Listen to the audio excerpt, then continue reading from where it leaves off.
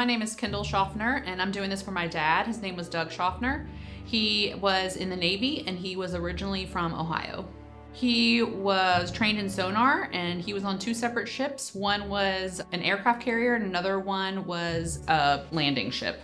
Even though he had lived his whole life in Ohio, he wanted to kind of get out and try something different. So he voluntarily joined the Navy in 1966 and did his basic training in Chicago, and then they shipped him to California, which is where those two boats were, their base was, and then again from Vietnam for 3 tours from there.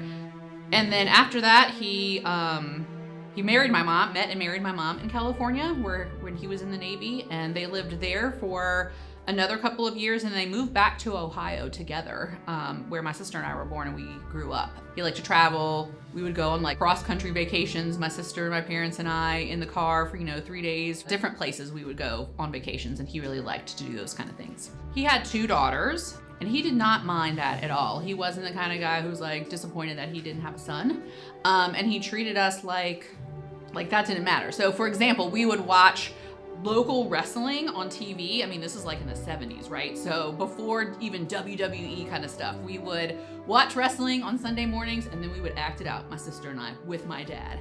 And he would pretend to body slam us and like throw us against the ropes and all of this silly stuff.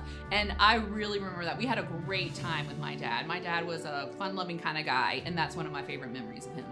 Even though he's had a lot of difficult things happen to him in his later life, he never gave up. My dad was a fighter. He always worked very hard, tried his very best, and always wanted to succeed no matter what. And I really want my kids and grandkids and great-grandkids to know that about their grandfather.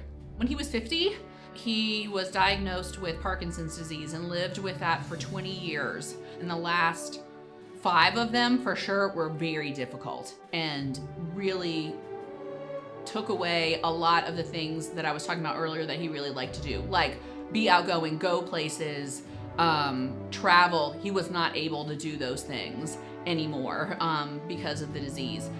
However, in spite of that, he still would try to get out locally as much as he could, still like to go to restaurants. He would strike up a conversation with whoever, wherever he was, even though it was hard to understand him because his speech was affected by Parkinson's.